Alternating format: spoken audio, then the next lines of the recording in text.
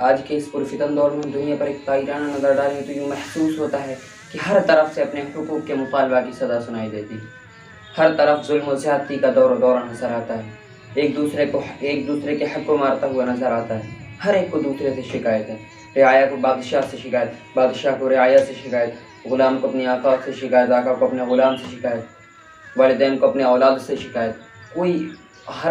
اپنے جتنے والدین ہیں اپنے اولاد سے ان کو شکایت ہے، اولادوں کو اپنے والدین سے شکایت ہے۔ کوئی پڑوسی اپنے پڑوسی کا حق ادا کرنے کے لیے تیار نہیں ہے، کوئی اولاد اپنے والدین کا حق ادا کرنے کے لیے تیار نہیں۔ والدین کے اوپر ظلم و زیادتی کے پہاڑ توڑے جا رہے ہیں، ان کی عزت و احترام کو پامال کیا جا رہا ہے۔ ہم اس ماں کے اوپر ظلم و زیادتی کے پہاڑ توڑتے ہیں جس نے ہمیں 9 ماہ اپنے پیٹ میں رکھا، جس نے ہمیں 2.5 سال تک دودھ پلایا، جس ماں نے ہمارے لیے سبھی مصیبتوں کو برداشت کیا، جس ماں نے ہماری مصیبتوں کو اپنی مصیبت سمجھا۔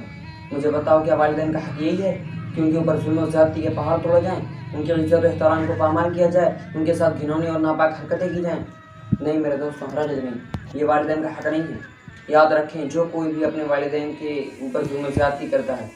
ان کی عزت و احترام کو پامال کرتا ہے، وہ اپنے ٹھکانہ جہنم میں بنا لے۔ یہ میں اپنی طرف سے نہیں کہتا، حدیث شریف میں موجود ہے۔ حضرت امام رضی اللہ تعالیٰ عنہ سے مروی ہے کہ نبی کریم صلی اللہ علیہ وسلم نے ارشاد فرمایا، حضور صلی اللہ علیہ وسلم سے کسی شخص نے دریافت کیا، یا رسول اللہ صلی اللہ علیہ وسلم، ما حق الوالدین، والدین کا حق کیا ہے؟ محبوب کبریا صلی اللہ تعالیٰ علیہ وسلم نے جواب میں ارشاد فرمایا، ہما جنتک و نار، وہی تیری جنت وہی تیری جہنم۔ حدیث شریف میں غور کریں تو پتہ چلتا ہے کہ والدین کا حق کیا ہے۔ حدیث شریف کا مطلب یہ ہے کہ والدین، جو کوئی بھی اولاد اپنے والدین کی عزت و احترام کو پامال کرتا ہے، ان کی نافرمانی کرتا ہے، تو وہ اپنا ٹھکانہ جہنم میں بنا لے، اور جو کوئی بھی والدین کی فرما برداری کرتا ہے، ان کی عزت و احترام کرتا ہے، تو وہ جنت کا حقدار بنے۔ جو کوئی بھی اولاد اپنے والدین کے اوپر ظلم و زیادتی کرتا ہے، ان کی عزت و احترام کو پامال کرتا ہے، تو اسے آخرت میں تو اس کا عذاب ضرور ملنا ہے، دنیا میں بھی اسے اس کی سزا مل جاتی ہے۔ ثبوت کے طور پر میں آپ حضرات کے سامنے ایک واقعہ بیان کرتا ہوں، غالباً پاکستان میں پیش آیا یہ واقعہ ہے۔ ایک نوجوان شخص جب نوکری سے گھر آیا تو اس کی بیوی نے ماں کی شکایت کی۔ نوجوان کو غصہ آ گیا اور وہ ماں کو مارنے کے لیے چلا گیا۔ جب وہ سخت دل نوجوان ماں کو مارنے کے لیے گیا، اس وقت ماں سجدے کی حالت میں تھی۔ اس پتھر دل نوجوان نے اپنے ماں کے سر پر پیر رکھ دیا اور اس قدر زور سے رکھا کہ ماں مالک حقیقی سے جا ملی۔ اب اس نوجوان اور اس کے چچا زاد بھائی نے مل کر ماں کے لیے قبر تیار کی۔ ماں کو قبر میں ڈالا جانے لگا تو اس نوجوان کا چچا زاد بھائی ماں کو قبر میں ڈالنے کے بعد تو صحیح سلامت باہر نکل گیا، پر جیسے ہی اس نوجوان نے قبر سے باہر نکلنے کی کوشش کی، فوراً قبر نے اسے دبوچ لیا۔ وہ نوجوان حیرت زدہ ہو گیا اور ڈر کی وجہ سے چلانے لگا۔ لوگوں نے اسے نکالنے کی ہر ممکن کی کوشش کی، لوگوں نے اس کے لیے دعا بھی کی، لیکن کسی کی دعا کارگر نہیں ہوئی، اور آخرکار وہ نوجوان اسی میں تڑپ تڑپ کے مر گیا۔ جب اس کی بیوی کو یہ پتہ چلا تو وہ رو رو کر بیان کرنے لگی کہ اصلی دوشی اور خطا کار تو میں ہوں، میں نے ہی ماں کے خلاف زہر اگلا تھا، اور پھر سارا واقعہ بیان کیا۔ آج تو آدمی کے پاس سب کچھ ہے لیکن ایک تنہا آدمیت ہی نہیں۔ اللہ تبارک و تعالیٰ سورہ بنی اسرائیل میں اپنے بندوں کو یہ تاکید کر رہے ہیں کہ تم اس خالق السماوات والارض اور پالنہار کی بندگی کرو۔ فرمایا کہ وبالوالدین احسانا، والدین کے ساتھ اچھا سلوک کرو، اور اسی پر اکتفا نہیں کیا بلکہ اور آگے ارشاد فرمایا، اما یبلغن عندک الکبر احدهما او کلاهما فلا تقل لهما اف ولا تنهرهما وقل لهما قولا کریما،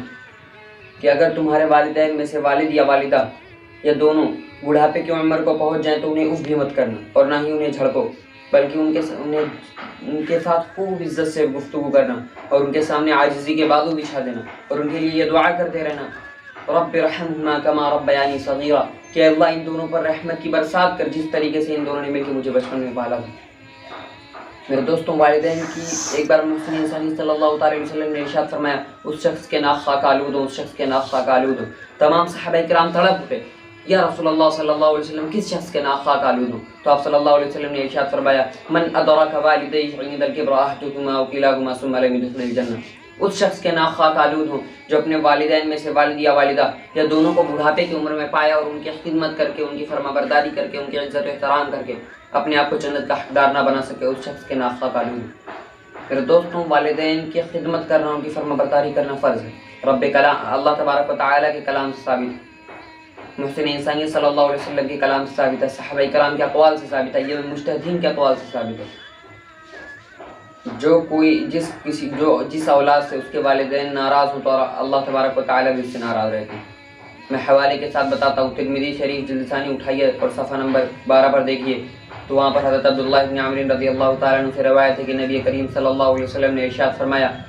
رضا الرب فی رضا الوالد وسخط الرب فی سخط الوالد، کہ اللہ تبارک و تعالیٰ کی رضامندی والد کی رضامندی میں اور اللہ کی ناراضگی والد کی ناراضگی میں۔ جب کسی اولاد سے اس کے والدین رضامند ہو تو اللہ تبارک و تعالیٰ بھی اس سے راضی، محسن انسانیت صلی اللہ علیہ وسلم بھی اس سے راضی، صحابہ کرام بھی اس سے راضی، مجتہدین بھی اس سے راضی، ملائکہ بھی اس سے راضی، انسان و جن بھی اس سے راضی، یہاں تک کہ ذرہ کائنات بھی اس سے راضی۔ اور اگر وہ اپنے والدین کے ساتھ ان کی عزت احترام کو پامال کرتا ہے، ان کے ساتھ زور زبردستی کرتا ہے،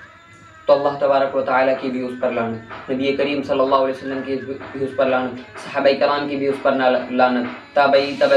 کی بھی اس پر لعنت، ذرہ کائنات کی بھی اس پر لعنت، انسان و جن کی بھی اس پر لعنت۔ محسن انسانی صلی اللہ علیہ وسلم نے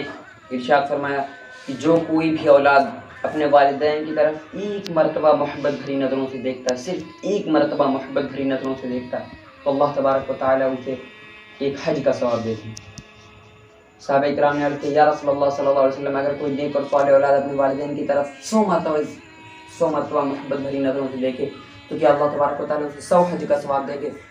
تو محبوب کبریا صلی اللہ علیہ وسلم نے ارشاد فرمایا، نعم، اللہ اکبر واقعی، ہاں، اللہ تبارک و تعالیٰ کی رضا اور بخشش تمہارے تصورات سے بہتر ہے۔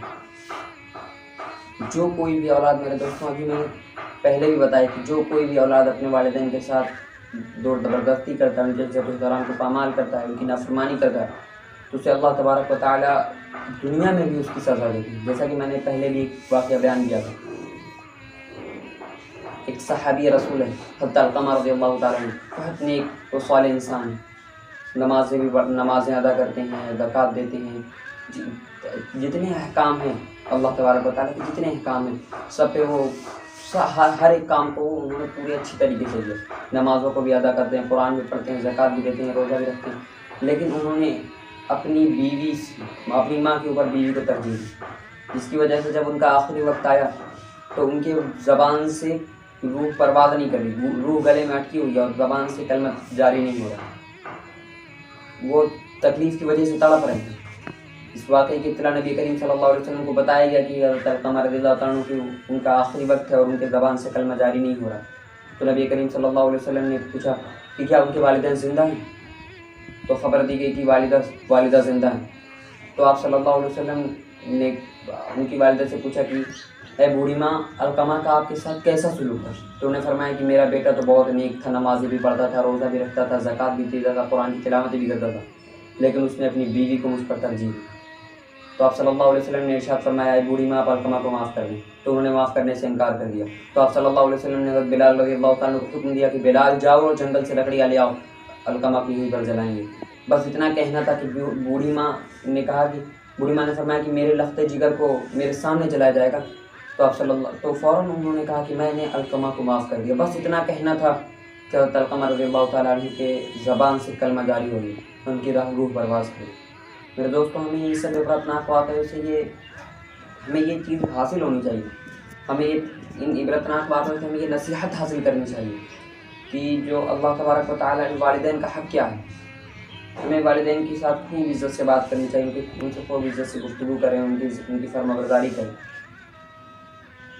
یہ حقوق العباد میں والدین کی فرما برداری ہے، حقوق العباد میں، اور حقوق العباد اس وقت تک معاف نہیں جب تک آپ نے جس کے ساتھ زور زبردستی کی ہے وہ معاف نہ کرے۔ حقوق العباد حقوق اللہ سے زیادہ خبر نہیں، اس وجہ سے میرے دوستوں اپنے والدین کی عزت احترام کو ان کی عزت احترام کو پامال نہ کریں، ان سے